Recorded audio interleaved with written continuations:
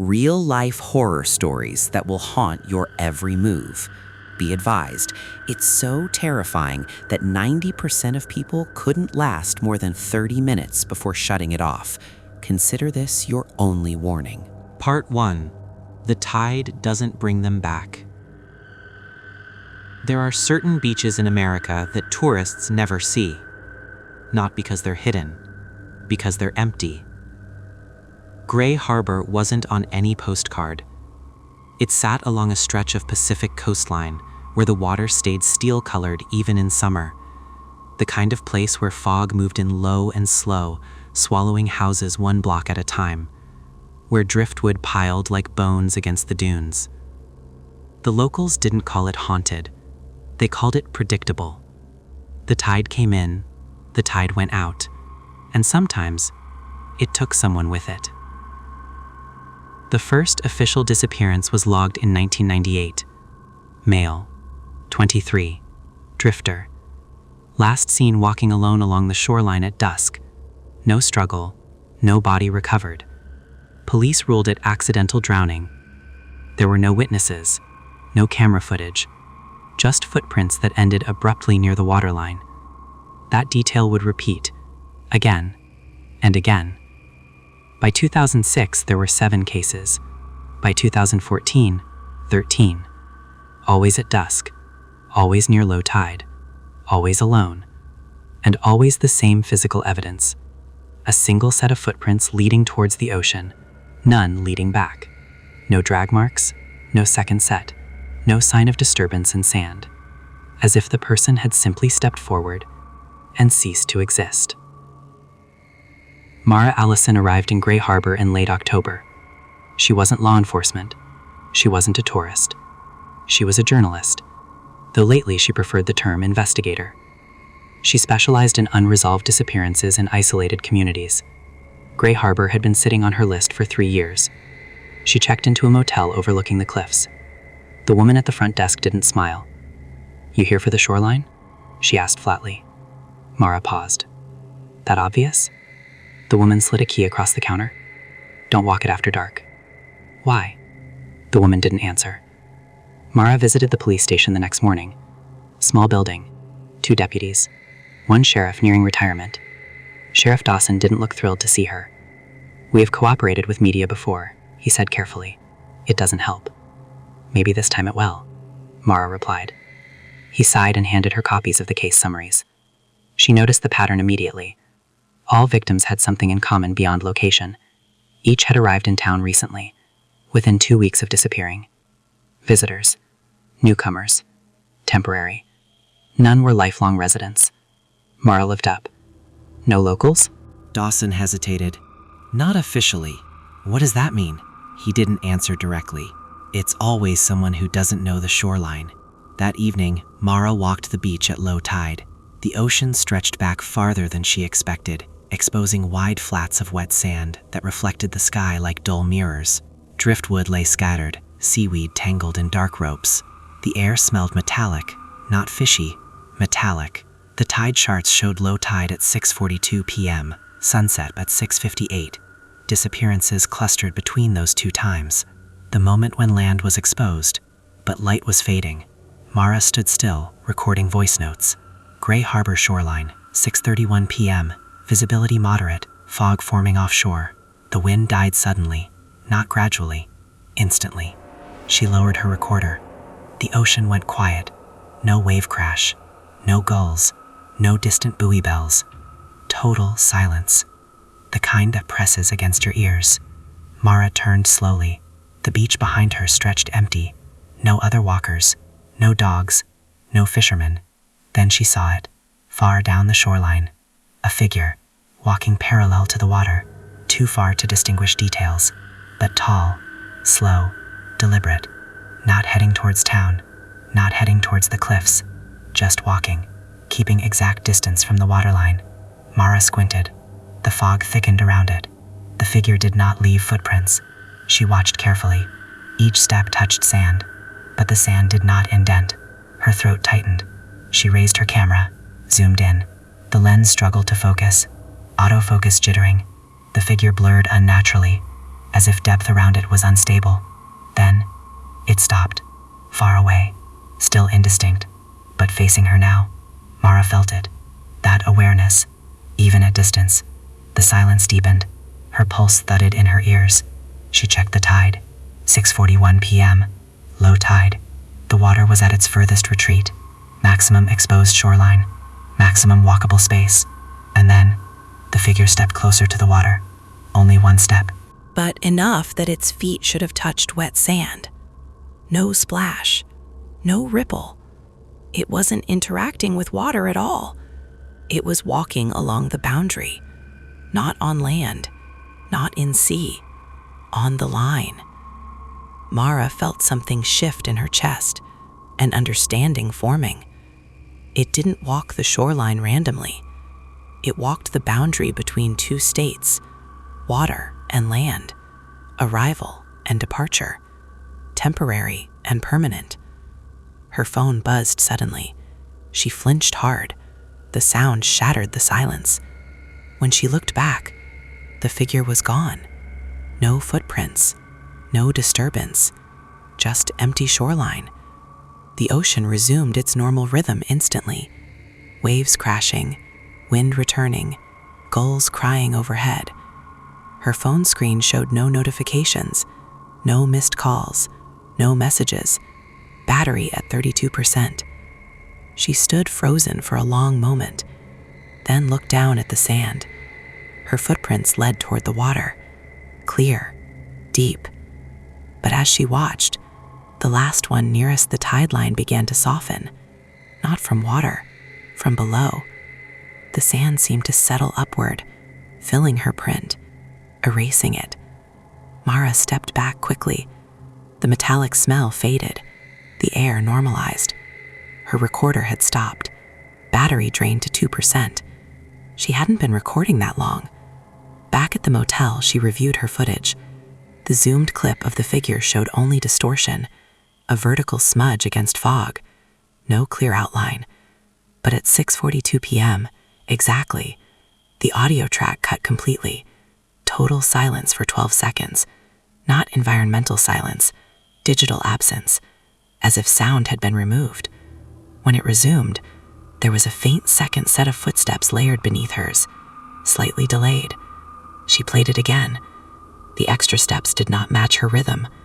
They lagged, half a second behind, following. The next morning, a call came into the sheriff's office. Tourist couple. Their adult son hadn't returned from an evening walk, last seen heading toward the shoreline. Mara didn't need to ask the time. 6:40 p.m. His footprints ended at the waterline.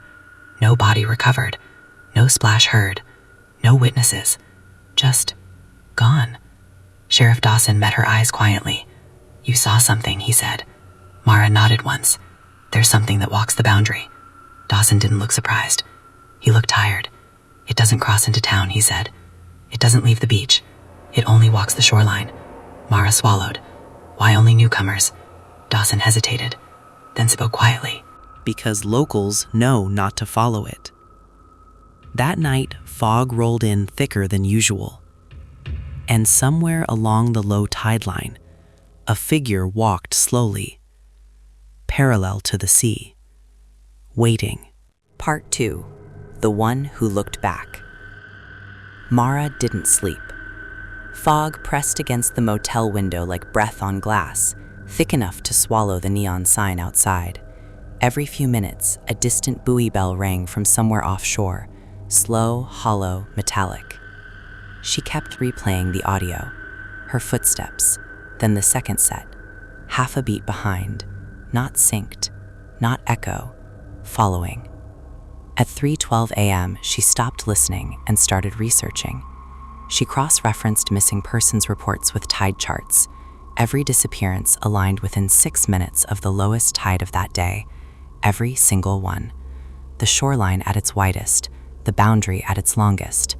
The thing walked when the line stretched farthest. The next morning, she went back to the sheriff's office. Sheriff Dawson looked older than yesterday. "We found nothing," he said before she asked. Of course he didn't. He didn't argue. She placed a printed tide chart on his desk. Every disappearance aligns with the lowest point of the tide. It doesn't take people randomly. It takes them when the boundary is fully exposed. Dawson studied the chart quietly. We've noticed, he admitted. Doesn't help us stop it. It doesn't cross into town, Mara said. Why? Dawson hesitated, then stood. Come with me. They drove to the north end of Gray Harbor, past the last row of houses, past the abandoned cannery, toward a narrow access road locals rarely used. The shoreline there was less maintained. No tourist paths, no signage, just dunes and driftwood. Dawson parked. Stay near me, he said. They walked toward the beach. The fog was thinner in daylight, but the air still carried that metallic tang. Mara smelled it again immediately. Stronger here. You smell that? She asked. Dawson nodded once. Only when it's active. Active. When the tide's shifting. She checked her watch. Low tide wasn't until 6:37 p.m. It was barely noon. Dawson kept walking, toward a cluster of rocks half buried in sand. 2 years ago, he said, we had one survivor. Mara stopped. Survivor? He nodded toward the rocks. He was found there at dawn, hypothermic, not drowned, not injured, just empty. What do you mean, empty? He couldn't remember his own name for 3 days. Mara felt her pulse quicken. Is he still here? Dawson nodded. Lives inland now. Doesn't go near the water. His name was Arthur Bell, 61, former fisherman. He answered the door slowly. Eyes cautious but not unfriendly. When Dawson explained why they were there, Arthur's expression changed. Not fear. Recognition. He stepped aside. 5 minutes, he said. Inside, the house smelled faintly of antiseptic and old coffee. Every window had heavy curtains drawn tight, even at noon. Arthur sat at the kitchen table, hands folded. I don't go near the shoreline, he said immediately. I won't. We're not asking you to, Mara replied gently. We just want to understand what happened. Arthur stared at the table for a long time. Then he spoke. I saw it walking. Mara leaned forward. Describe it. You can't. Try. Arthur swallowed. It wasn't transparent. It wasn't glowing. It wasn't decayed. It looked like a person at a distance. Tall, slow, calm. He looked up at her. It wasn't haunting. It was waiting. The room felt colder. What happened? Mara asked. Arthur's jaw tightened. I was drunk. I'd just sold my boat. Didn't have much left. Figured I'd walk the beach one last time. He rubbed his palms together unconsciously. I saw it about 100 yards out, walking parallel, same as you described. Mara's stomach tightened. You saw it too? Arthur nodded once. I thought it was another walker. Then I realized it wasn't leaving prints. His breathing became shallow. I stopped. It stopped. Dawson shifted uncomfortably. What happened next?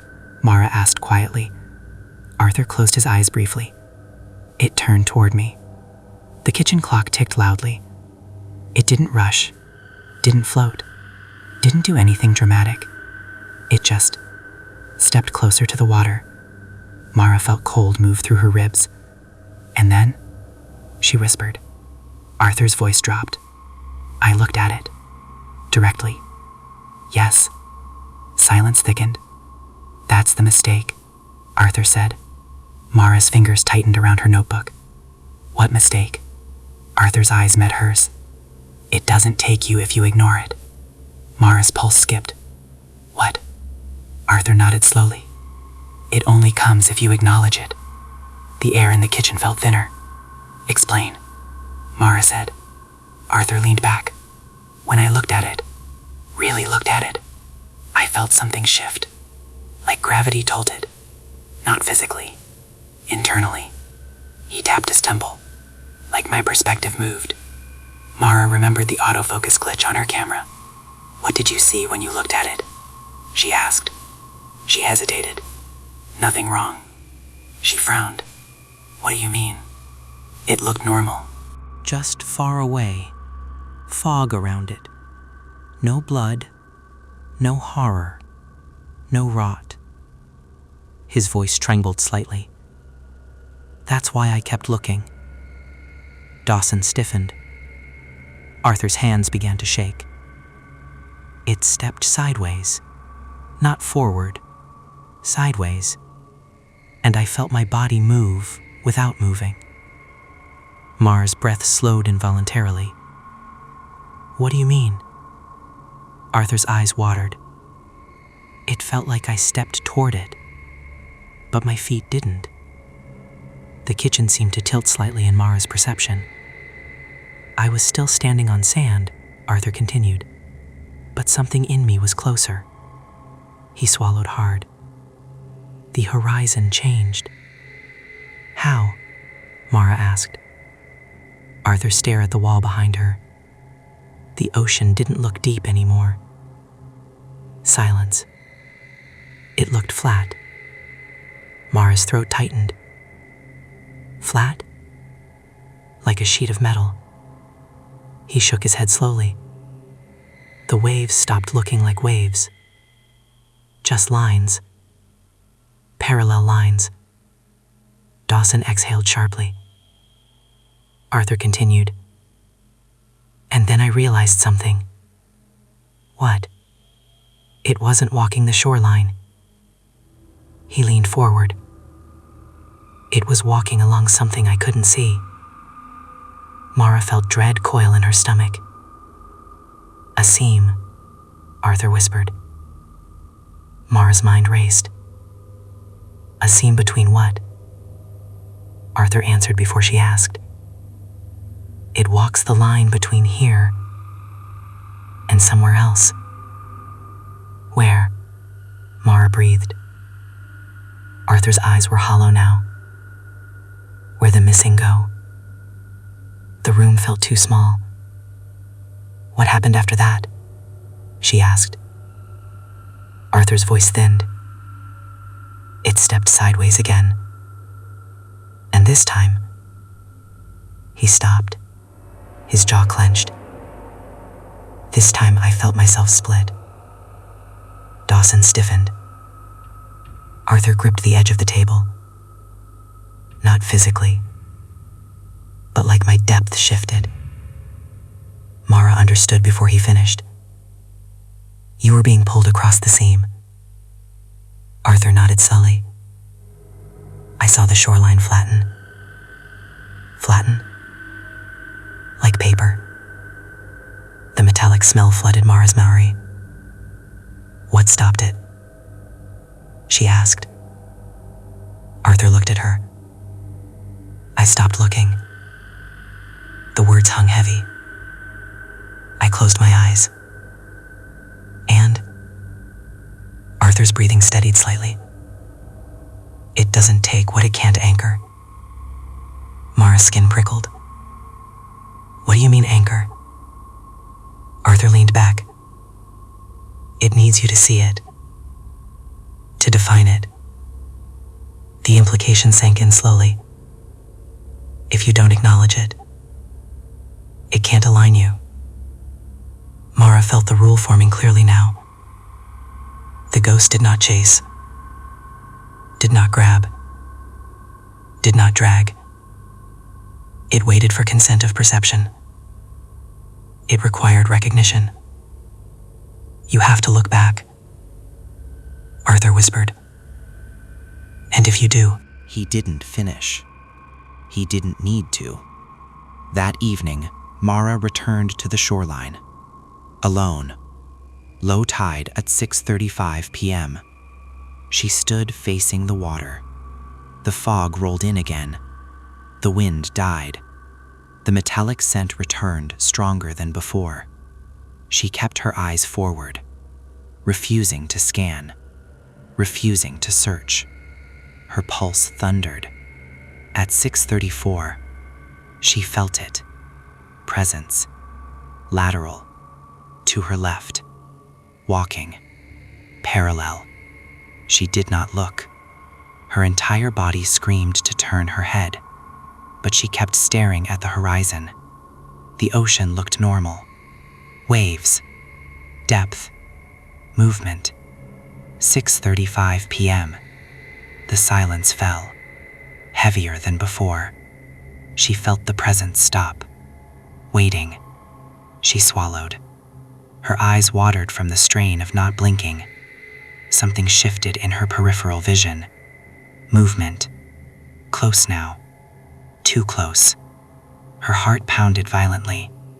She kept staring forward. And then, very softly, footsteps.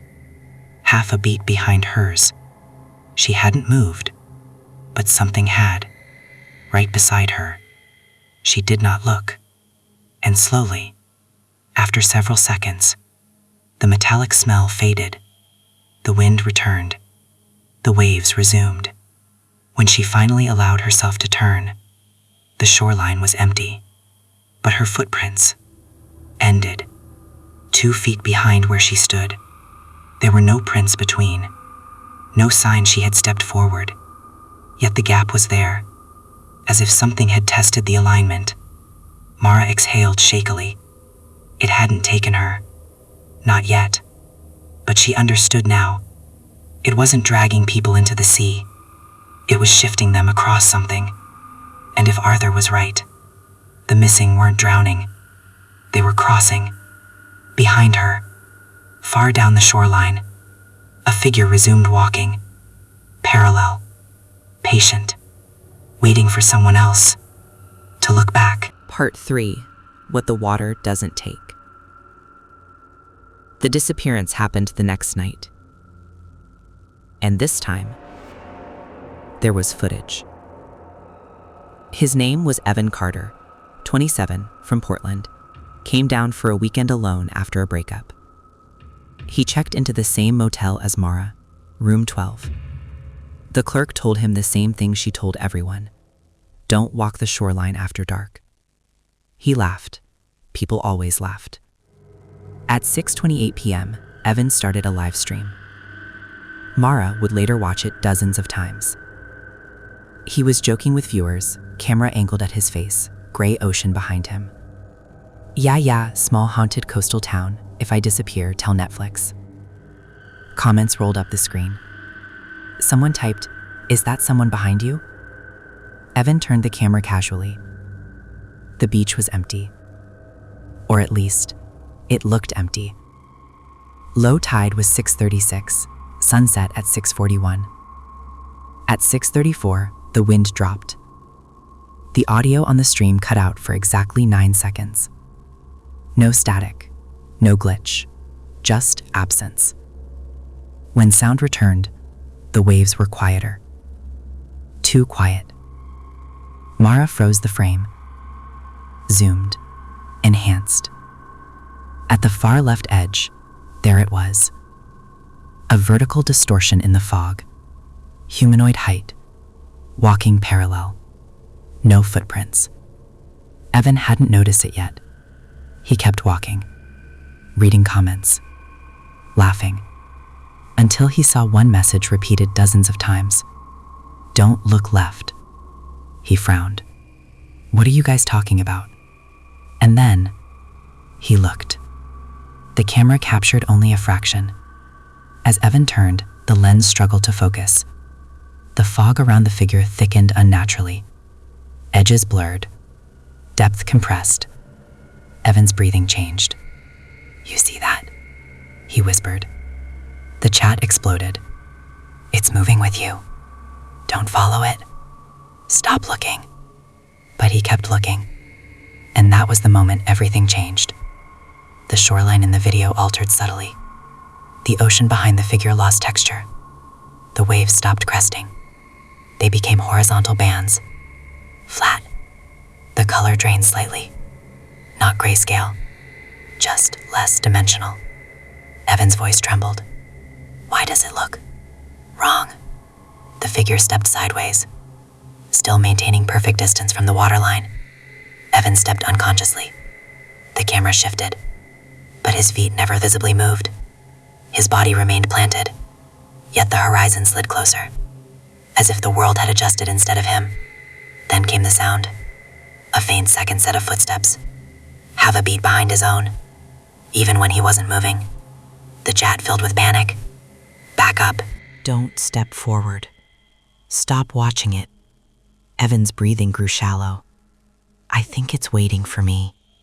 The figure stopped, turned slightly, facing him, still too distant for detail, but unmistakably oriented toward him. The fog thickened further, and the ocean behind it flattened completely. Mara paused the footage there, because what happened next should have been impossible. Evan didn't run. He didn't scream. He just kept staring, and softly said, "It's not in the water." He sounded confused, almost curious. "It's not on the beach either." The camera trembled slightly. "What is it walking on?" Then, he took one visible step forward. The sand did not indent. The sound of his foot hitting ground came half a second after his body moved. Dissynchronized. The horizon flickered, and for a single frame, just one, the live stream captured something else. Behind the figure, beyond the seam, it wasn't ocean. It wasn't land. It was shoreline, but wrong, flat, endless, gray, no depth, no waves, no sky, just a two-dimensional expanse stretching outward infinitely. And on that surface, shapes, dozens, hundreds, flat silhouettes, standing, facing outward, watching. The frame glitched. The stream froze. When it resumed, Evan was gone. The phone lay on wet sand, camera pointed sideways. No splash, no struggle, no drag marks, just footprints leading toward the water and ending abruptly, exactly like every case before. Mara stood in her motel room at 2:17 a.m., replaying the single frame again and again. She enhanced the silhouettes, zoomed, stabilized. They weren't random distortions. They had outlines, human outlines, flat, like shadows detached from bodies, facing outward, facing the seam, waiting. Her stomach dropped.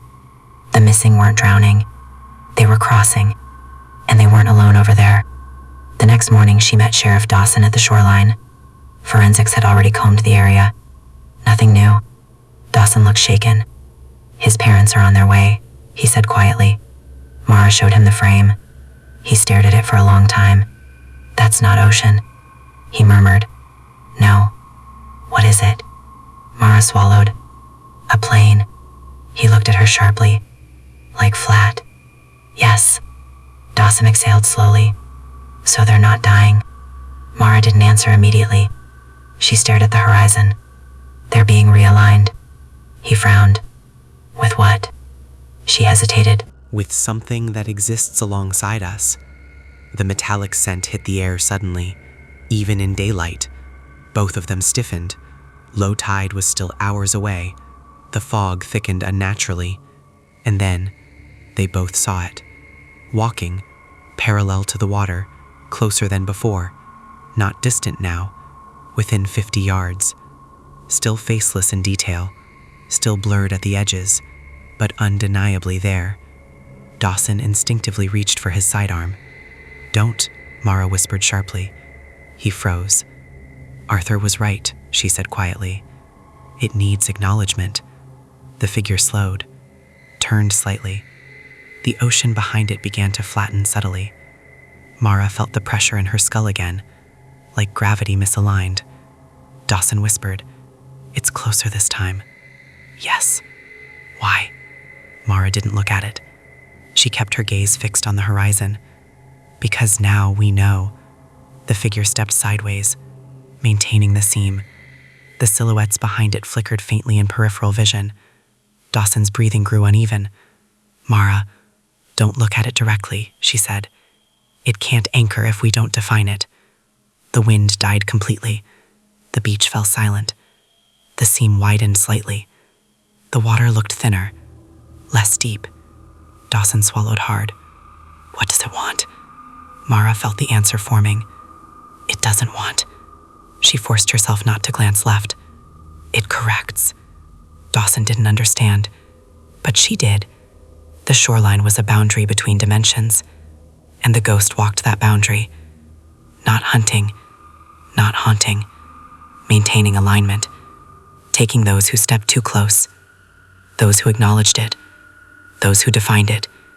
Each disappearance wasn't violence. It was adjustment. Suddenly, Dawson gasped. Mara's heart slammed. "What?" she hissed. He didn't answer. She felt it too. A shift. The seam was closer. Much closer. The metallic scent intensified sharply. Her ears rang. And then, something terrifying happened. A second figure appeared, on the opposite side of the seam, mirroring the first, walking in perfect parallel. 2 walkers now, one on each side, and the silhouettes beyond moved slightly, aligning, watching, waiting. Mara's pulse thundered. "It's not alone," whispered Dawson. No, it wasn't. The 2 figures stopped simultaneously, facing moreward, facing them. The horizon thinned further, the ocean flattened, and the silhouettes across the seam took one synchronized step forward, without moving. Mara felt the pull intensify, something inside her perspective shifting, her depth tilting. She shut her eyes, hard. "Don't look," she shouted. Dawson squeezed his eyes shut too. The silence deepened unbearably. Seconds passed. Then, the wind returned. Waves crashed again. The metallic smell faded. Mara opened her eyes slowly. The shoreline was empty, normal.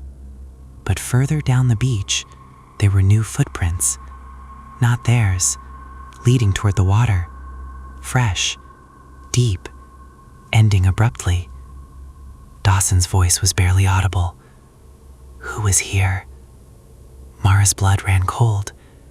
There had been no one else. No tourists. No walkers. No fishermen. She looked back toward town and realized something horrifying. The seam wasn't just reacting to newcomers anymore. It was widening, and something, or someone, had just crossed.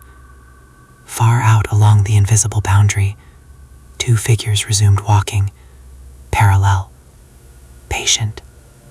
And now, they weren't the only ones. Part 4. The line moves inland. The first local vanished 2 days later. That was when Gray Harbor stopped pretending this was just a tourist problem. Her name was Lila Moreno, 34, born and raised in town, worked at the grocery store, knew everyone, avoided the beach at dusk like everyone else. She didn't walk the shoreline. She never had. That was the rule, and locals followed rules. She disappeared from her driveway at 6:38 p.m., low tide, sunset bleeding gray into the sky. Her husband said she had stepped outside to grab a package from the porch. He was inside making dinner. He heard the front door open, close, then silence. When he went outside 10 minutes later, the package sat unopened on the step. Her car was in the driveway. Her phone lay on the hood, and her footprints led across the gravel, across the lawn, toward the road, then stopped. No vehicle marks, no signs of struggle, no second set, just an ending. Sheriff Dawson called Mara immediately. "This wasn't near the shoreline," he said. His voice was tight. "How far inland?" 3 blocks. Mara felt her chest constrict. The seam had moved. By the time she reached the house, neighbors were gathered in tense clusters, whispering, watching.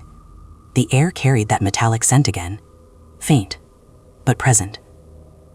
Mara stepped carefully across the lawn, studying the ground. The grass where Lila's footprints ended looked slightly compressed, not flattened, compressed, as if perspective there was thinner. She crouched, ran her fingers over the blades. They felt normal, but something about the light bending across that patch was wrong. She stood and looked toward the ocean. It was visible from here, 3 blocks down, gray and distant, low tide exposing its wide reflective flats. The boundary was no longer confined to sand. It was extending along the same lateral line, following the lowest point, stretching inland at equal elevation. The seam wasn't tied to water, it was tied to alignment. Mara pulled up topographic maps on her tablet. Gray Harbor sat on a gentle slope down toward the sea. At low tide, the waterline dropped to its lowest vertical point. But the seam followed that horizontal plane. Not the ocean, the level, like an invisible ruler cutting across the town at precise height. At that exact elevation, things were thinning. Arthur's words returned to her. It walks something you can't see. He hadn't said shoreline. He'd said seam. At 6:31 p.m., Mara stood at Leela's driveway. She didn't know if it would appear here, but she had to test it. The metallic scent thickened. The wind dropped again. The town felt muted. Even the distant traffic noise softened. She stared forward, not scanning, not searching. She didn't want to anchor it. At exactly 6:36 p.m., she felt it. Not left or right. Behind, walking parallel to the invisible horizontal line, through yards, through houses, through streets, maintaining level. The seam wasn't bound to geography. It was bound to dimensional balance. Her breathing grew shallow. She kept her eyes forward. The pressure in her skull returned, the faint ringing in her ears. And then, a shadow stretched across the lawn, not cast by sun, cast by something behind her, moving. She refused to turn. The shadow moved alongside her, keeping pace. Her pulse hammered. Somewhere down the street, a dog began whining, then stopped abruptly. The shadow elongated, stopped, waited. She did not look. Seconds dragged. The metallic smell peaked sharply, then faded.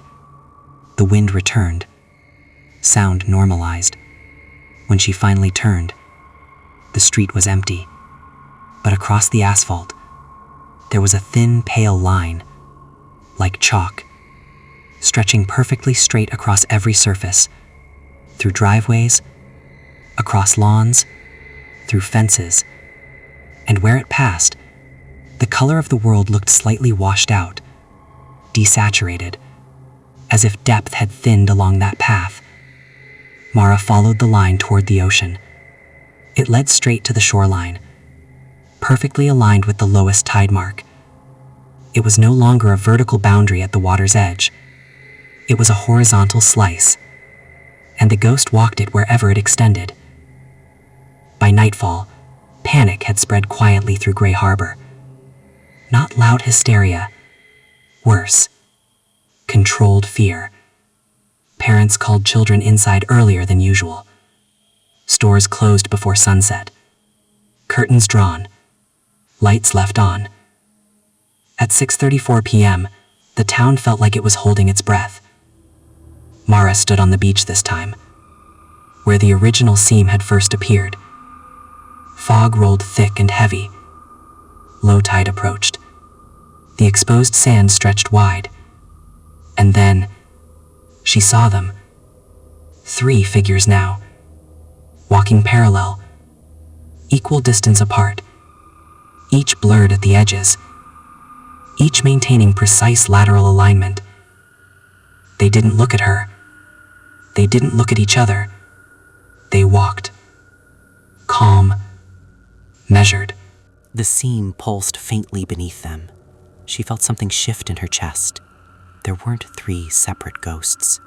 There were 3 aligned silhouettes, equal spacing, equal rhythm, one for each confirmed inland disappearance. Her stomach dropped. They weren't separate entities. They were additions. Each taken became part of the boundary. The figures stopped simultaneously, turned slightly, facing forward, facing the town, facing inland. The horizon flickered. The ocean flattened behind them again.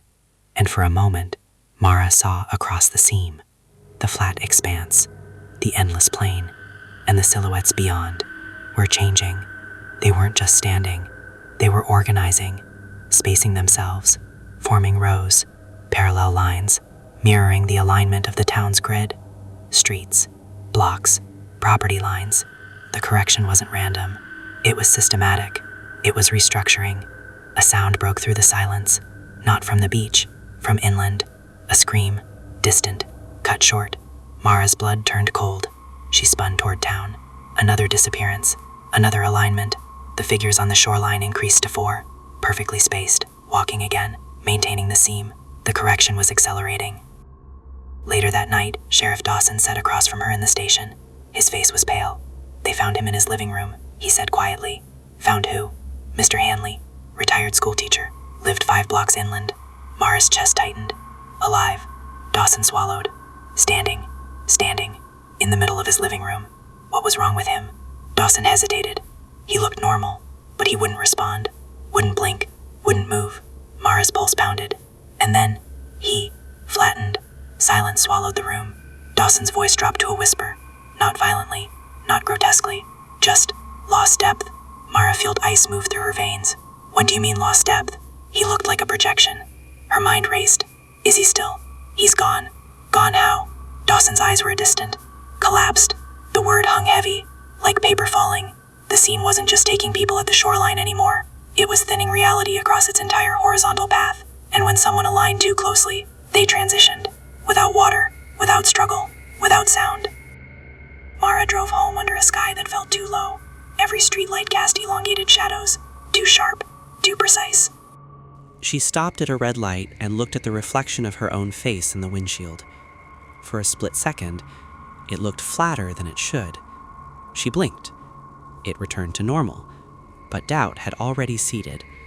The seam wasn't just in Gray Harbor, it was stabilizing here. But if it continued, if it extended, other towns at the same elevation, other coastlines, other boundaries, the correction could spread.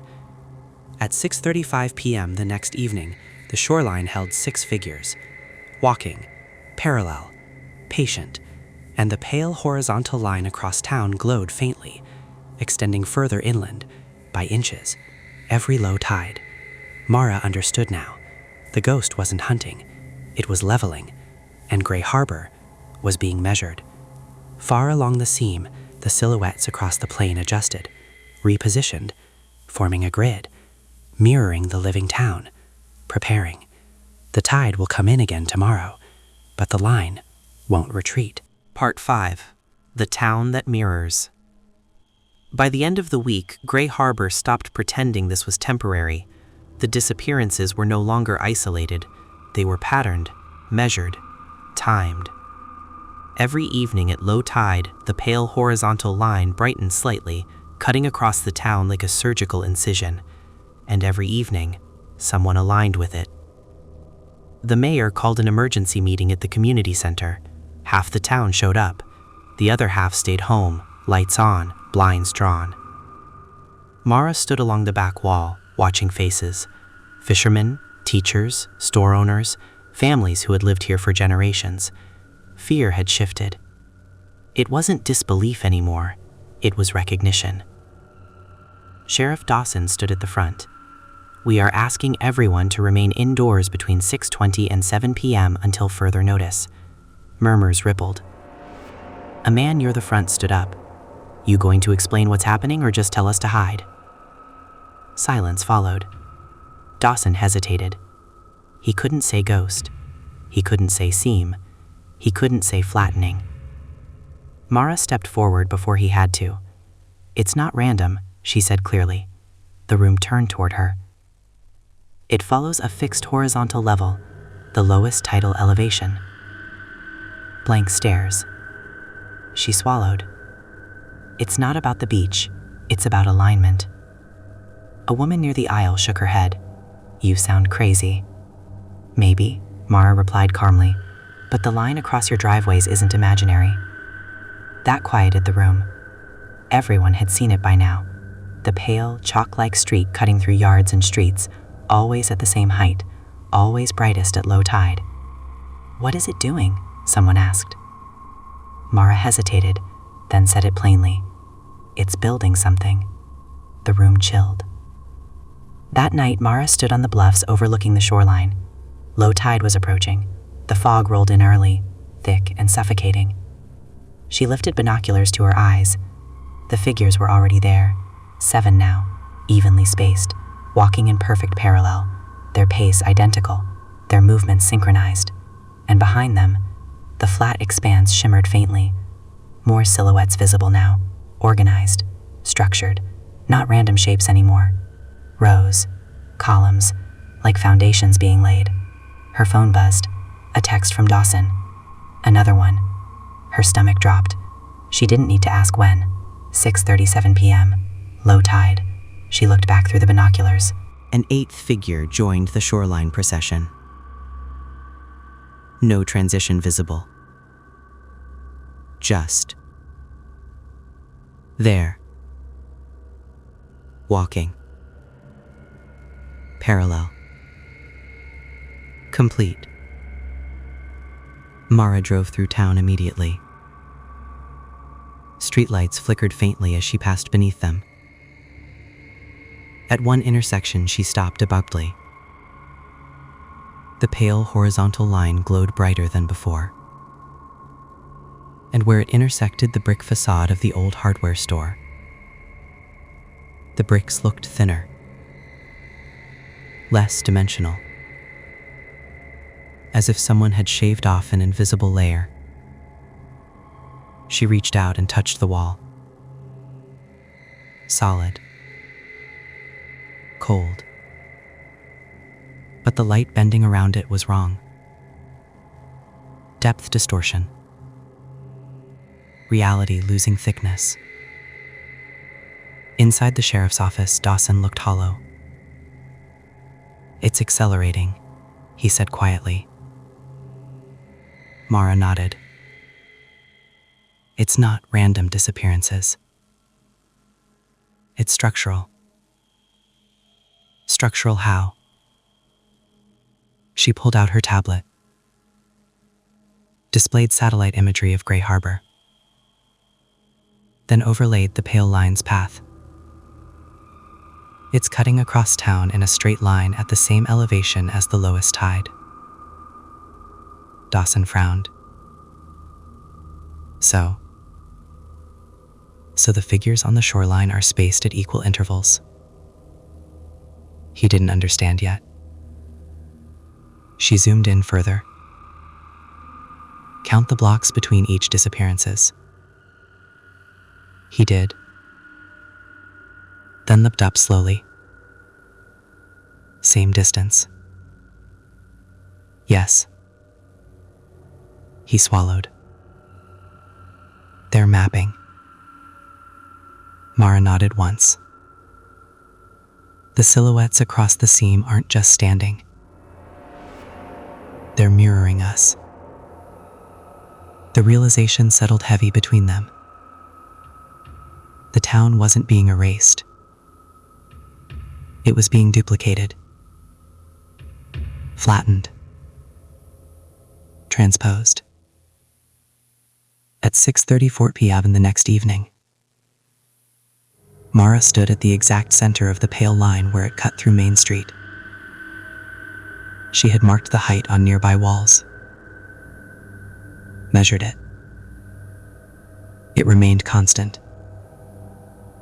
The seam wasn't rising. It wasn't lowering. It was extending laterally. Spreading. She didn't look left or right. She stared straight ahead. The metallic scent intensified. The wind dropped. The silence fell. And then, footsteps. Half a beat behind hers. She hadn't moved. But the sound was there. She felt presence on both sides now. 2 figures walking the seam through town. Not just on the beach anymore. Her pulse hammered. She refused to turn. The pressure in her skull intensified. The storefront windows around her shimmered slightly. For a fraction of a second, she saw through them. Not into shops, into flat interiors, shelves rendered as outlines, counters as thin planes, everything two-dimensional. She blinked. Normal again. The footsteps stopped, and something else began. A low hum, not audible, felt, vibrating through the ground, through the structures, through her bones. The correction wasn't just taking individuals. It was preparing the entire level. Somewhere nearby, a door slammed. A scream cut short. The hum intensified briefly, then ceased. The wind returned. Sound flooded back. Mara's knees nearly buckled. She turned slowly. The street looked normal, except a row of houses down the block looked slightly misaligned, edges too sharp, shadows too thin, and where the pale line passed through a parked car, the car's reflection in its own window looked flat, like a photograph pasted onto glass. The next morning, Bray Harbor woke up quieter than usual. 10 confirmed disappearances, all along the same horizontal path, even spacing, like nails driven into a board at measured intervals. Mara stood on the bluff again at dusk. The shoreline held 10 figures now, evenly spaced, perfectly aligned. Behind them, the flat expanse had structure, faint outlines of buildings, mirrored shapes, the town's grid, rendered in 2 dimensions. She felt her breath catch. They weren't constructing randomly. They were reconstructing Gray Harbor. On the other side, Arthur's words echoed in her mind. It doesn't take what it can't anchor. But now, the seam didn't need individuals to look back. The town itself had acknowledged it. Every resident had seen the line, seen the distortions, defined it collectively. And in doing so, they had anchored it. As the figures walked in synchronized motion, something changed. They didn't just maintain the seam. They began stepping inward, toward town, one pace, then another. The line brightened, the hum returned, and the ground beneath Mara's feet felt thinner, not collapsing, just less deep. The silhouettes across the plain shifted into position, buildings aligning with buildings, streets matching streets. Gray Harbor had a reflection now, complete at one elevation, waiting. Mara finally understood the endgame. When the mirrored structure was complete, when every position along the horizontal slice was anchored, the seam would widen, and the entire level of town would transition at once, not vanish, not explode, not crumble, just lose depth, slide across. The figures stopped walking. All 10 turned in unison, facing inland, facing the town, facing her. Even at distance, she felt the weight of their attention. And for the first time, one of them stepped forward, not sideways, forward, across the sand, toward land, toward the first house, toward the seam. The boundary was no longer stable. It was advancing. The tide would rise in minutes, but the line would not retreat with it. The correction was no longer tied to water. It was tied to completion. And Gray Harbor was almost mirrored. Behind the 10 figures, more silhouettes gathered, lining up, waiting their turn to walk. Part 6. When the water stops moving. The tide came in, but the line did not retreat. That was the moment Mara understood this was no longer about the ocean. For weeks, low tide had been the trigger, the shoreline widening, the seam stretching to its maximum exposure. But now, even as the water crept back up the sand, even as waves reclaimed the flats in slow, foaming pulses, the pale horizontal line through Gray Harbor remained, unfaded, unmoved, permanent. At 6:41 p.m., the tide reached midpoint. The shoreline narrowed, the water deepened. But the figures did not disappear. They did not dissolve into fog. They did not retreat with the ocean. They kept walking. Parallel. 10 of them. And the 11th stepped out of the fog behind them.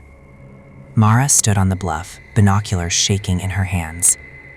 "They're not bound to low tide anymore," she whispered. Sheriff Dawson stood beside her, pale and rigid. "Then what are they bound to?" She swallowed. "Completion." Below them, the sea did something wrong. The waves did not crash. They did not roll naturally. They moved in synchronized lines, perfectly horizontal. No cresting, no random turbulence. Just layered bands of motion, like animation frames sliding forward. The ocean was beginning to mirror the flat world behind the seam. It wasn't flattening yet, but it was rehearsing. In town, streetlights flickered in rhythmic intervals. Electrical grids pulsed in sync with the low hum vibrating through the ground. Windows along the pale horizontal line reflected too perfectly. Mirrors showed slightly delayed movements. Shadows stretched unnaturally thin. Depth was thinning across the entire slice of elevation. And it wasn't limited to buildings anymore. It was happening to people. The first sign came at 6:49 p.m. A teenage boy named Connor Briggs was standing in his kitchen when his mother noticed something strange. He looked normal at first, but when she stepped to the side, his profile didn't change properly. His face seemed too flat from an angle it shouldn't have. She blinked. It corrected. Then he turned his head toward her, and for a fraction of a second, his features looked like a photograph. Perfect. Sharp. Two-dimensional. Then normal again. He dropped a glass. It shattered. He didn't react. "Connor?" she asked. He didn't blink. His chest didn't rise, but he was standing upright, perfectly balanced, perfectly still. Then he spoke. Not loudly, not dramatically. It's almost aligned. Her blood ran cold. "What is?" He didn't answer. His outline shimmered faintly, then stabilized, and he walked out the front door, straight to the pale line cutting across their lawn. He stopped exactly where it intersected his body at chest height, and stood, waiting. Mara arrived 10 minutes later. Connor stood motionless on the grass, eyes open, breathing shallow but steady. The pale line glowed faintly across his torso. His mother was sobbing. "Don't touch him," Mara said quietly. Dawson nodded grimly. They had learned that much. Physical interference didn't stop alignment. It only destabilized it faster. At 6:57 p.m., Connor's outline flickered. The air around him shimmered like heat over asphalt. And then, he didn't fall. He didn't scream. He didn't disintegrate. He simply thinned, like a photograph losing layers. His depth reduced gradually, in seconds, until from the side, he was nearly invisible. And from the front, he was a flat silhouette. Then he stepped forward. Not into air, not into ground, but sideways, across something unseen, and vanished. No sound, no disturbance, no residue. The pale line glowed brighter for one long second, then dimmed. On the shoreline, the 11th figure joined the others. Spacing adjusted. Perfect. Symmetrical. The mirrored gray harbor beyond the seam gained another position, another anchored point. The next morning, Mara stood in the center of town and realized something even worse. The seam was no longer a line. It had thickness, not visible thickness, dimensional thickness. A band, about 2 feet tall, running perfectly level across every structure, every street, every body at that elevation.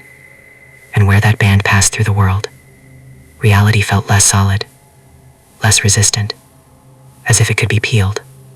She tested something. She took a thin metal ruler from her bag and held it horizontally at the seam's height. The air there felt slightly cooler, denser. When she pulled the ruler back, the metal had faint condensation on it. Not water. Something else. A film. Almost oily. But dry. It evaporated quickly. The seam was becoming permeable.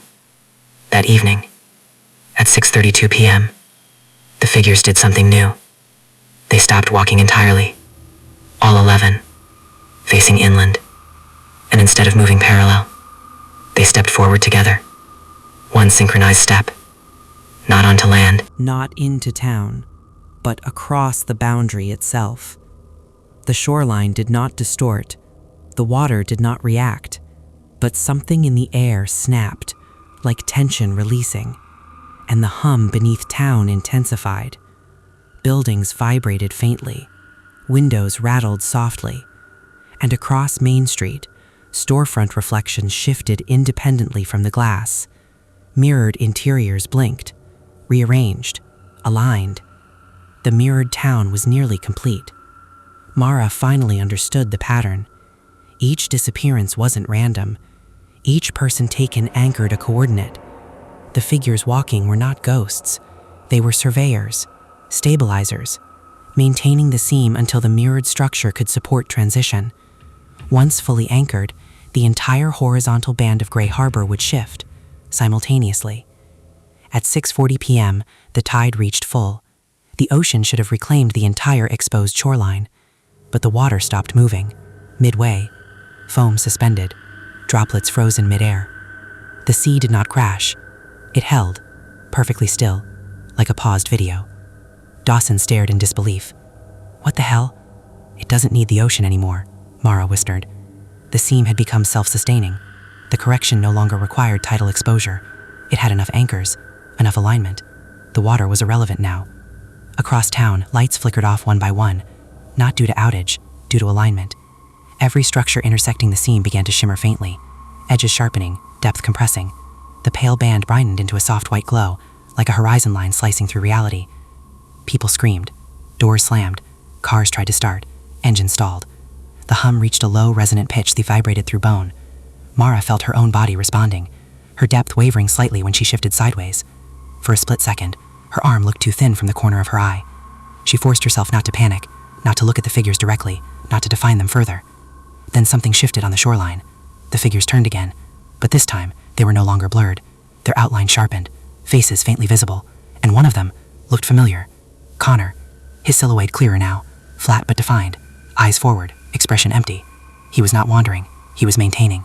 Behind them, the mirrored Gray Harbor stood complete at that horizontal slice, buildings aligned perfectly with buildings. Streets with streets. The mirrored town lacked sky, lacked depth, but it had structure. It was ready. At 6:47 p.m., the hum stopped abruptly.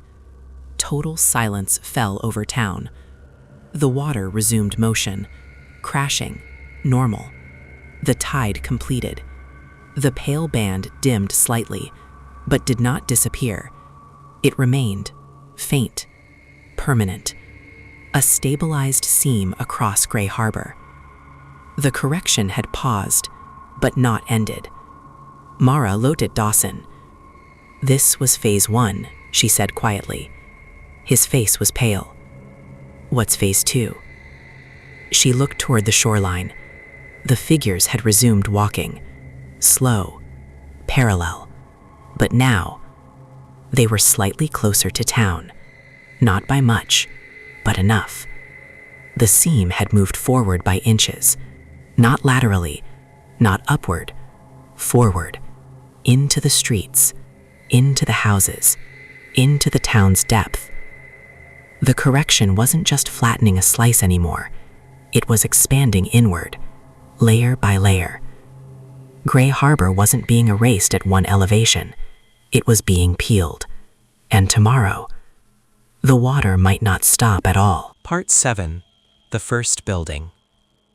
The old cannery was the first to go. It stood at the north edge of Gray Harbor, rusted and abandoned for nearly 20 years. Windows boarded, doors chained, salt-eaten metal siding hanging loose in places. No one lived there, no one maintained it. Which is why Mara knew the correction had chosen it intentionally. It was empty, uncontested, structurally simple, the perfect test subject. At 6:29 p.m., the pale seam across town brightened early. That hadn't happened before. The hum started lower this time, more stable, less erratic. Not the vibration of something forcing entry, the vibration of something ready. Mara stood 2 blocks away with Sheriff Dawson and 3 deputies. The area had been cleared. Caution tape flapped uselessly in the wind. The metallic scent hung thick in the air. "Why the cannery?" Dawson asked quietly. "Because it intersects the seam completely," Mara said. The building's midsection aligned perfectly with the horizontal band that had stabilized days earlier. It was a clean cross-section, a slice. At 6:34 p.m., the shoreline figures stopped walking. 12 now, Connor among them, all facing inland, facing the cannery. They did not move, they did not gesture, but Mara felt it. Attention, directed, focused. And then, the ocean behind them flattened again, waves becoming bands, foam becoming lines. The mirrored Gray Harbor shimmered into clarity beyond the seam, and the cannery existed there too, already complete, already flat, already waiting. "Here we go," Mara whispered. The pale band across the cannery brightened into a solid white line. The building groaned. Not collapsing, compressing. Metal siding tightened inward slightly, as if pressure was being applied from both sides. Windows along the seam became perfectly reflective, then completely transparent. Through them, you could see straight across to the opposite wall. Depth was thinning. Deputy Rourke took a step back. "Is it going to explode?" "No," Mara said. "It's going to align." At 6:37 p.m., the hum deepened. The ground beneath them vibrated steadily. The cannery's midsection flickered faintly.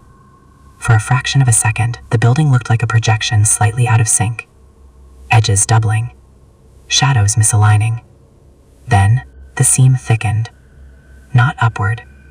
Not downward. Forward. The white band pushed deeper into the building's interior.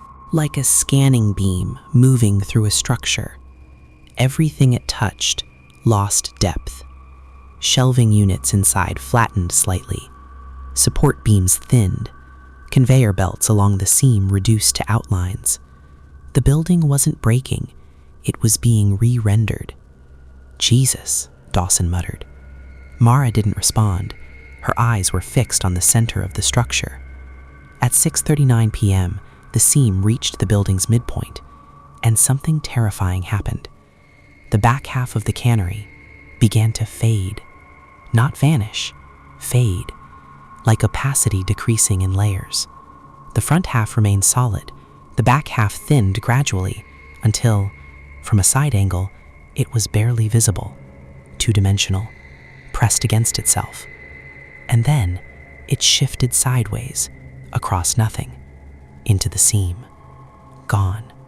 No sound, no debris, no dust. The front half of the cannery remained standing, cleanly sliced, interior exposed, but not destroyed. The cross-section looked unnatural, perfectly smooth. No torn wires, no broken studs, just a flawless planar cut. Silence fell over the street. The hum ceased. The pale band dimmed. The ocean resumed normal motion. The shoreline figures began walking again. 13 now. Even spacing adjusted instantly. The cannery's missing half had become an anchor. Dawson stepped forward slowly. "What the hell did we just see?" Mara swallowed. "A successful transfer." He looked at the sliced building. "You're telling me half that structure exists somewhere else now?" She nodded. "Yes.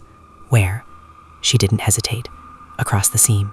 She drove to the bluff immediately, looked through binoculars at the mirrored plane, and there it was, the cannery, complete, two-dimensional, integrated into the flat version of Gray Harbor, aligned perfectly with the mirrored street grid. No damage, no distortion, just present. The correction wasn't destructive. It was duplicative, systematic, layer by layer. Back in town, people gathered silently in the streets. No one screamed this time. No one panicked. The terror had shifted again, from shock to inevitability. At 6:44 p.m., something worse began. The seam didn't dim fully. It remained faintly luminous, and instead of stabilizing, it began pulsing. Slow, measured, like breath. Mara felt her own depth fluctuate with each pulse. Subtle, but real. The correction had successfully transferred a structure. Now it had proof of concept. And it was ready for something harder. Something inhabited. Arthur called her at 6:51 p.m. His voice was trembling. "It's inside my house," he whispered. Mara's heart slammed. "What is?" "The seam." She didn't waste time. She ran. Arthur lived 2 blocks inland from the cannery. When Mara arrived, the pale band glowed clearly through his living room wall, cutting through family photos, through furniture, through Arthur's torso. He stood in the center of the room, shaking, but upright. "I didn't look," he said desperately. "I didn't look at it." "I know," Mara said carefully. "It doesn't need that anymore." The rule had changed. Individual acknowledgement was no longer required. The town itself had defined the seam collectively. It was anchored socially, cognitively, structurally. Arthur's depth flickered slightly. "Can you stop it?" he asked. Mara didn't lie. No. The hum returned, lower than before, steady. The pale band brightened. Arthur's furniture along the seam thinned first. The coffee table lost dimension. Family portraits became flat images against the wall. Arthur's chest intersected perfectly with the glowing band. He gasped. His breathing desynchronized. Mara stepped closer instinctively, but stopped herself. Physical contact might destabilize him faster. Arthur's eyes locked onto hers. "Will I know?" he whispered. She didn't understand. "Know what?" "When I cross." Her throat tightened. "I don't know." His outline shimmered. The back half of his body thinned first. Gradually, not violently. He did not scream. He did not convulse. He simply lost depth, layer by layer, until his side profile was barely visible. Then, he stepped sideways, across the seam, and disappeared. The seam pulsed once, satisfied, and dimmed. On the shoreline, 14 figures walked, Arthur among them. Even spacing recalibrated instantly. The mirrored town grew more complete. Mara stood in the quiet living room. Half the furniture remained, the other half gone. Clean, planar cross-section dividing absence and presence. The correction was no longer testing. It was executing, systematically, building the flat version of Gray Harbor, one slice at a time, one structure at a time, one person at a time. She stepped outside. The sky felt lower, the ocean darker, the shoreline figures closer than before. Not dramatically, but noticeably. The seam was advancing forward through town. Not just horizontally. In depth. Peeling the world inward like layers of an onion. The first building had gone. The first voluntary witness had crossed. The correction was confident now. Precise. Unstoppable. Tomorrow, it would not choose an abandoned structure. Tomorrow, it would take a full house. Occupied. And once enough layers transferred, the mirrored Gray Harbor would no longer be a slice. It would be complete. The tide rolled in behind the figures, but they did not care. The ocean no longer mattered. The shoreline was just where it started. Now, it was walking the streets. Part 8. The night the block went quiet. The warning didn't come with sirens. It came with stillness. The morning after Arthur crossed, Gray Harbor felt unnaturally balanced. Not calm, not peaceful. Balanced. As if something had adjusted weight distribution. The sliced cannery stood at the edge of town like a diagram, half present, half absent, a clean reminder of what the correction could do. But the pale band no longer pulsed faintly. It glowed, even in daylight, a thin white horizon cutting through houses, storefronts, street signs, permanent, measured, ready. Mara hadn't slept. She spent the night mapping the disappearances again, overlaying elevation, building density, population distribution. It wasn't random. It wasn't even opportunistic. It was structural optimization. The correction had tested individual transfer, partial structure transfer, inhabited structure transfer. Each successful, each stable. Now the pattern suggested something larger. A residential block, a cluster, multiple anchors at once. She drove through town at 3:12 p.m., studying the pale band as it sliced across siding and brick. It had thickened slightly, from 2 feet to nearly 3. Not visible thickness, dimensional thickness. The air at that elevation shimmered faintly.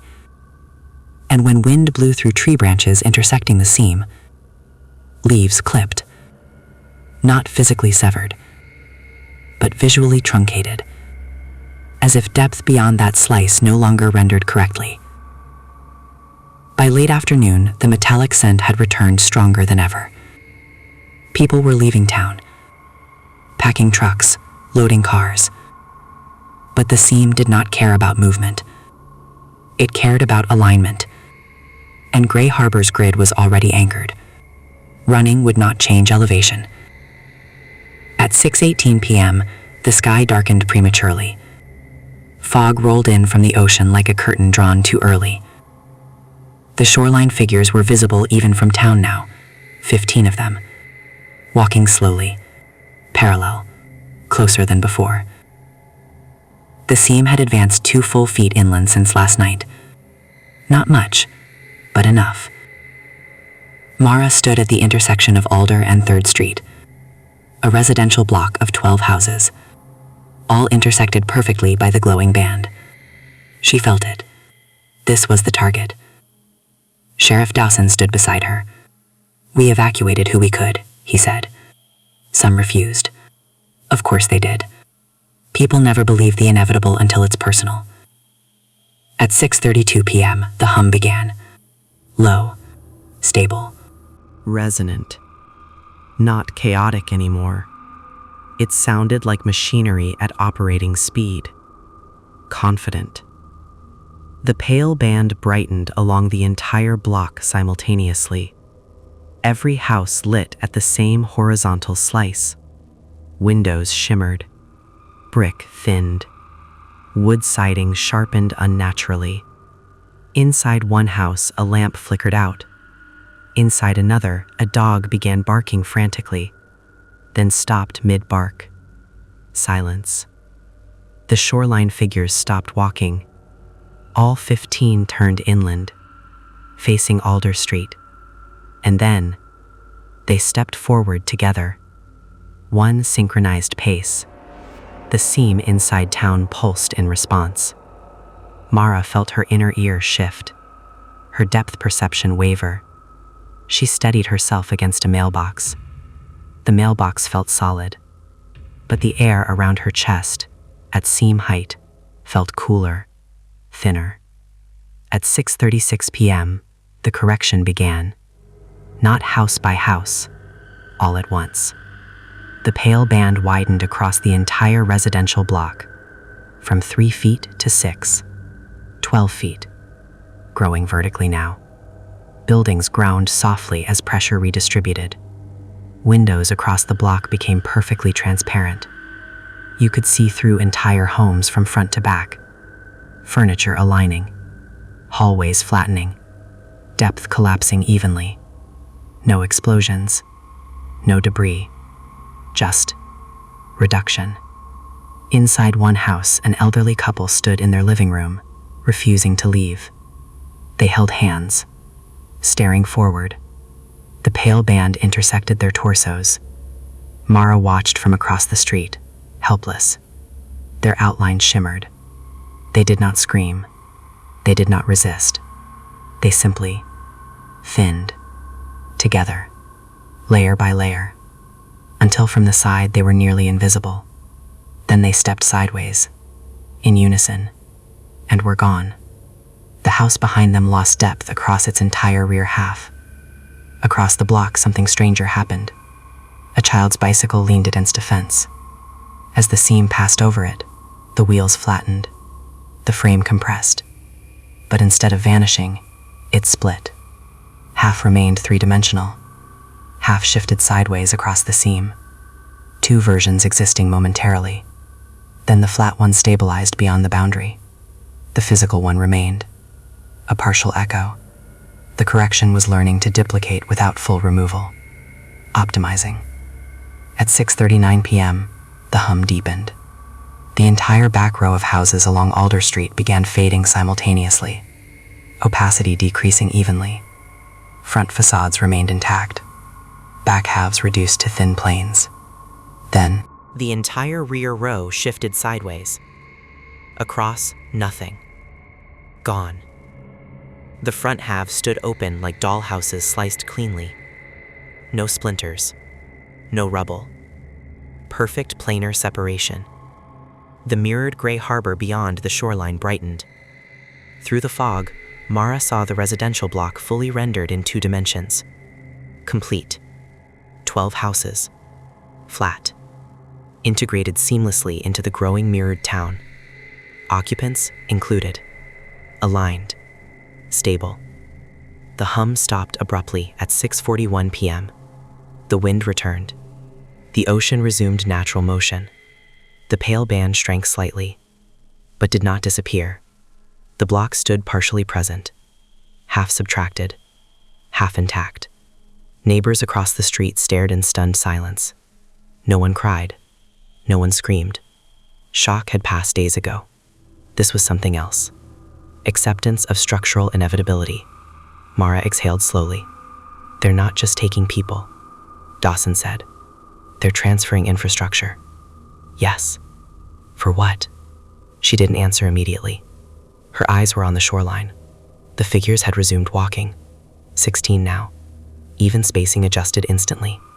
Each representing an anchor point. A coordinate. The mirrored town had expanded by an entire block tonight. Systematically. Confidently. Effortlessly. The seam no longer felt like a boundary. It felt like a conveyor. Gray Harbor wasn't being erased. It was being rebuilt, layer by layer, across a dimension with no depth. And the correction had proven something tonight. It could handle mass transfer. Stable. Precise. No collapse. No instability. That meant the next step would be bigger. Not a block. Not a slice. A district. Mara turned slowly. The pale band across town pulsed once. Softly. Almost like acknowledgement. Then it advanced forward. Not horizontally. Inward. By nearly 3 feet. Subtle. But measurable. The peel had begun. The shoreline figures were no longer waiting for low tide. They were pacing the streets from a distance. Measuring. Preparing. As night fully fell, the partially sliced homes on Alder Street stood open under moonlight. Front halves intact. Back halves gone. Interior walls exposed like anatomical cross-sections. And through those open structures, if you stood at the right angle, you could see something impossible. The horizon line inside the houses didn't match the sky outside. It was flatter. Lower. Wrong. The mirrored world was bleeding through. At 11:47 p.m. The hum returned briefly, only for 5 seconds, but long enough for every light in Gray Harbor to flicker, and for every resident to feel their depth shift slightly inward. Just a fraction. A warning. or a calibration. The correction had completed its first full residential transfer, and it had not destabilized. That meant it could continue, faster, bolder, deeper. On the shoreline, 16 figures walked in perfect alignment, their faces clearer now, recognizable. Former neighbors, former residents, now surveyors of a town that would soon join them completely. Tomorrow, the seam would not target a single block, it would target the town center. And once the grade was fully mirrored, there would be no reason for Gray Harbor to remain three-dimensional at all. The water kept moving, the waves kept crashing, but no one believed the ocean mattered anymore. The real tide was moving through the streets. Part 9. Synchronization. By morning, Gray Harbor looked like a town that had survived a disaster no one could explain. Half houses stood open along Alder Street, cleanly divided like architectural models. Storefronts on Main showed thin bands of distortion at chest height. Street signs intersected by the seam looked slightly doubled, like misprinted text. But nothing was broken. Nothing burned. Nothing collapsed. That was the worst part. The town wasn't being destroyed. It was being reorganized. Mara hadn't gone back to the motel. She worked out of the sheriff's office now, mapping the advance of the seam in inches. It had moved forward again overnight. Not much. 4 feet deeper into town.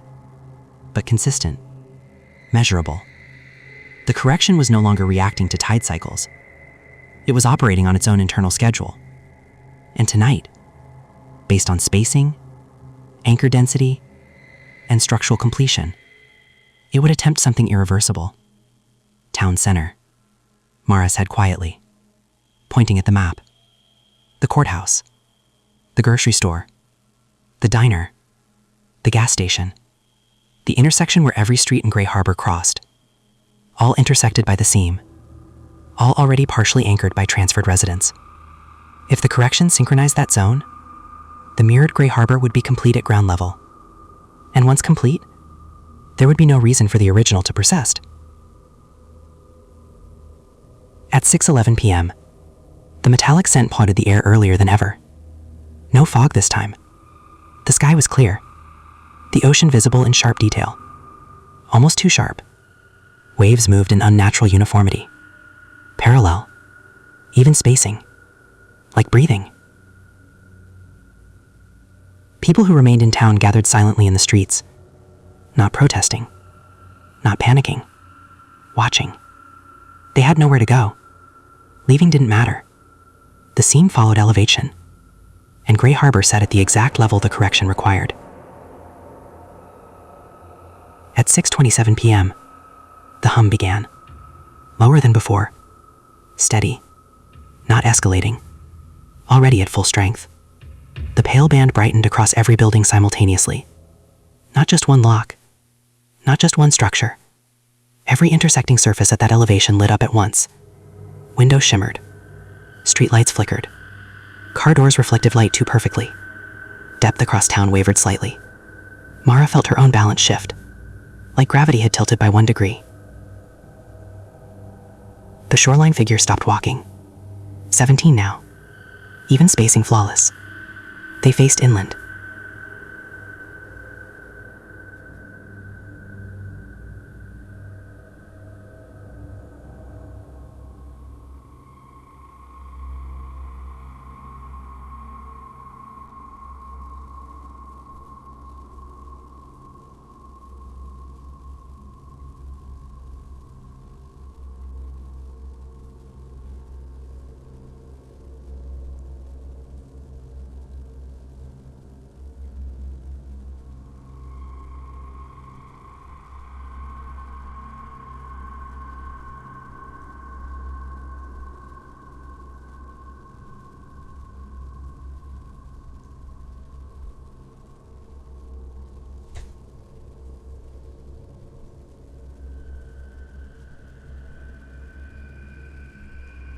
But they did not step forward.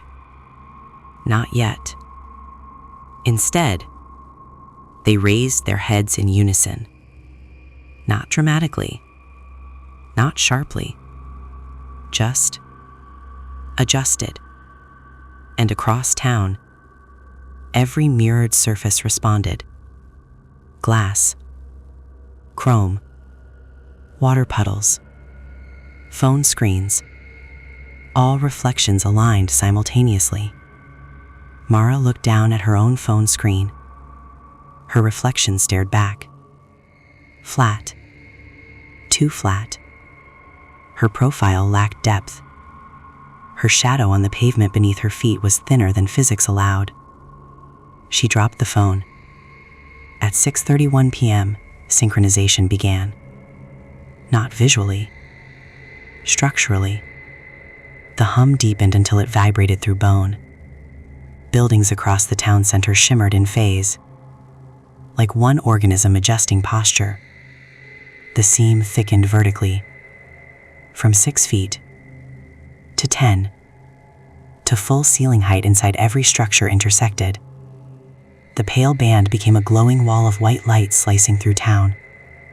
People screamed now, not because they were being taken, because they could feel it. Their internal sense of space compressing. Breath felt shallower. Sound slightly delayed, as if reality itself had gained latency. Mara stood in the middle of Main Street. She forced herself not to look toward the shoreline, not to anchor the figures further. But she felt them. Closer. The seam pulsed once, then twice, then stabilized, and the courthouse began to thin. Not partially, entirely. From foundation to roof, the whole structure lost dimensional resistance. Columns flattened. Doors became outlines. Interior depth compressed evenly. And instead of slicing, the entire building shimmered at once, opacity decreasing across every surface. People inside ran, but running didn't matter. This was full synchronization.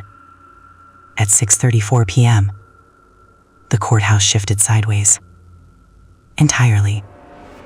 Across the seam. Gone. No debris. No collapse. Just absence. A perfectly flat void where it had stood. The asphalt beneath remained intact, but the space above it, empty. The mirrored great harbor beyond the shoreline brightened dramatically. Through the clear air, Mara saw the flat courthouse integrated seamlessly into the two-dimensional town. Complete. Aligned. Ready. One by one, buildings in town center followed. The diner, the grocery store, the gas station canopy. Not violently, not randomly, in perfect structural sequence, each one thinning entirely, then sliding sideways across the seam. Gone. Within 3 minutes, half of Gray Harbor's core was no longer three-dimensional. The hum reached peak resonance. Mara dropped to one knee, dizzy. Her own depth flickered in her peripheral vision. She looked down at her hand. For a split second, she could see straight through it from the side. Not transparent, compressed. She forced herself to breathe steadily. If she panicked, if she focused on the seam, if she acknowledged the walkers, she would anchor herself next. At 6:37 p.m., the shoreline figures finally stepped forward, all 17, one synchronized pace, and the seam advanced again, not horizontally, not vertically, inward, through town, like a blade passing through layers of paper. The remaining three-dimensional structures shuddered, depth collapsing evenly. People ran. Some crossed the seam mid-motion, thinning instantly, flattening, sliding sideways. No screams after transition, just silence. Mara felt the edge of the correction reach her, a cool band of pressure at chest height. Her breath shortened, her field of vision narrowed slightly. The world in front of her began to look flatter, the sky less deep, the ocean beyond town, a painted backdrop. She closed her eyes, not out of denial, out of resistance. The rule had changed, but perhaps not completely. The correction required synchronization, alignment. If she disrupted her own internal alignment, perhaps she could resist full transition. She stepped backward off the seam's level, just slightly, down a curb, 1 foot lower in elevation. The pressure lessened instantly. Her depth stabilized. The seam passed inches above her head now. The correction was precise. It followed level. It did not adjust for panic. It did not chase. It measured. At 6:40 p.m., the hum ceased. Abruptly, the wind returned. Sound flooded back. Where half of Gray Harbor's center had stood, there was open space. Not rubble, not damage, just missing depth.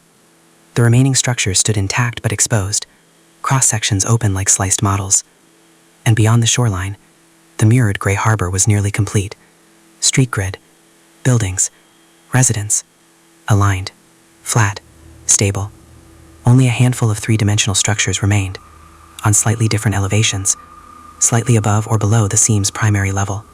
Pockets of resistance, temporary.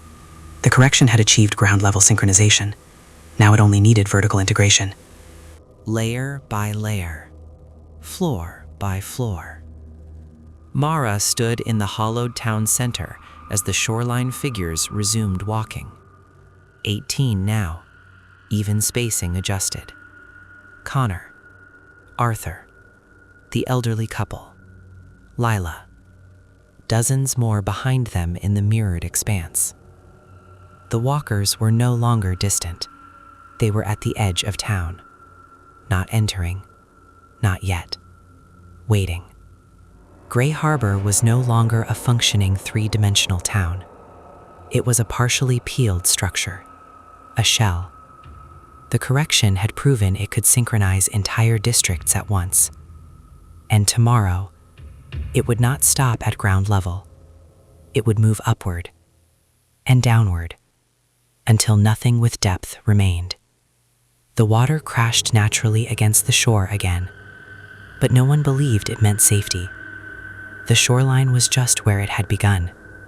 Now, the seam was everywhere. Part 10. The Horizon That Stayed. By sunrise, Gray Harbor no longer cast shadows correctly. Light still fell from the sky. The sun still rose over the Pacific.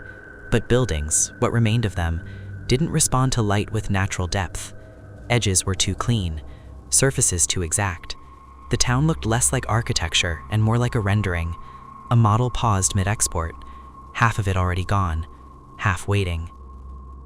Mara stood on what used to be Main Street. To her left, an open cross-section of the diner revealed booths sliced perfectly in half, coffee cups divided cleanly, a jukebox reduced to a thin vertical outline. To her right, the courthouse was simply absence, an empty rectangular gap in the world. Not rebel, not collapse, just space where depth used to be. The seam still glowed faintly at chest height, but something had changed. It wasn't advancing laterally anymore. It was preparing to expand vertically. She could feel it, like pressure building in a sealed chamber. The shoreline figures no longer walked. They stood, at the edge of town, evenly spaced, 18 of them, faces now fully visible, recognizable, but expressionless, not suffering, not grieving, maintaining. Behind them, the mirrored Gray Harbor was complete at ground level, every building transferred, every anchor aligned, flat streets stretching infinitely sideways across the plain. But above that level, there was nothing. No sky, no vertical depth, just horizon, waiting. At 6:22 p.m., the metallic scent returned, sharper than ever. The air tasted like copper and cold iron. The hum began immediately at full resonance. No buildup, no escalation. This was not a test. This was execution. The seam brightened, then multiplied. A second band appeared 6 feet above the first, then another above that, stacking upward like horizontal ribs of light, floor by floor, level by level. Mara's stomach dropped. It wasn't peeling one slice at a time anymore. It was preparing full vertical integration. The first vertical shift began at 6:28 p.m. Second-story windows across town shimmered. Balconies thinned. Roof lines lost dimension. The correction was climbing. Buildings didn't collapse. They compressed evenly from both sides, each level thinning, stabilizing, then sliding sideways across the seam, mirrored instantly into the flat world beyond. Within 2 minutes, the upper floors of every remaining structure in town were gone. Integrated. Perfect. Only ground-level fragments remained, and the space above them, sky bent unnaturally low, as if the ceiling of the world had descended slightly. Mara backed toward the shoreline, carefully staying between the stacked bands of light. She had learned the pattern. The seam followed elevation precisely. It did not curve. It did not hunt. It measured. If she stayed between levels, she could survive a little longer, but not indefinitely. At 6:31 p.m., the shoreline figure stepped forward, not onto sand, not into town, onto the seam itself. And as they did, the stocked bands merged into one solid field of white, from ground to sky, a vertical plane of correction. The ocean behind them flattened entirely, waves freezing into perfect parallel lines, clouds losing volume, the sky becoming a gradient instead of depth. The entire horizon was collapsing into 2 dimensions. Not violently, inevitably. Mara felt her body respond instantly. Her depth flickered violently. Her breath became shallow and distorted. Sound stretched thin. The world in front of her began to look like layers of paper stacked too tightly. She dropped to the ground, flat against asphalt, lowering herself beneath the central alignment zone. The correction swept overhead. She felt it pass through her hair, her back, but her core remained just below the primary level. For now, buildings along the last surviving elevation thinned completely. Streetlights became lines, cars compressed into silhouettes, trees reduced to branching outlines against a flattened sky. One by one, every remaining structure in Gray Harbor slid sideways across the seam. No noise, no debris, no collapse, just transfer. Within minutes, the town was no longer 3-dimensional, except for one strip, a thin band of depth where Mara lay pressed against the ground, a pocket between vertical sweeps. Temporary. The shoreline was gone. The ocean was no longer an ocean. It was a flat expanse of gray stretching infinitely sideways. The mirrored Gray Harbor and the original were no longer distinguishable. They had merged, aligned, synchronized. The correction had completed full town integration. The figures no longer needed to walk. They stood in a straight line where the horizon used to be. Not ghosts, not monsters, surveyors of a finished structure. Connor among them, Arthur, Lila, dozens of others, their forms flat, stable, permanent. The hum ceased. Absolute silence followed. Not absence of sound, absence of depth. Mara slowly lifted her head. The sky above her was no longer distant. It was close, like a ceiling. She looked at her hand in front of her face. From one angle, it had depth. From another, it was a thin outline. She was existing in the last remaining slice of 3-dimensional space, a margin the correction had not fully compressed. Yet, she stood carefully. The world around her was flat in every direction, except directly beneath her feet. A narrow corridor of preserved depth ran along a slight change in elevation, a drainage dip in the street, 3 inches lower than the surrounding asphalt. The correction had followed precise level. It had missed this pocket. For now, she looked toward where the ocean once was. The horizon did not recede. It did not curve. It did not move. It stayed, a fixed line separating nothing from nothing.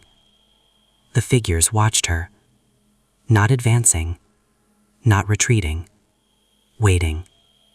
The correction was stable. Gray Harbor existed now as a fully integrated 2-dimensional structure, Only she remained misaligned. A variable. An error margin. She understood something then. The seam had never been malicious. It was structural maintenance. Dimensional balancing. Gray Harbor had sat at a precise alignment threshold.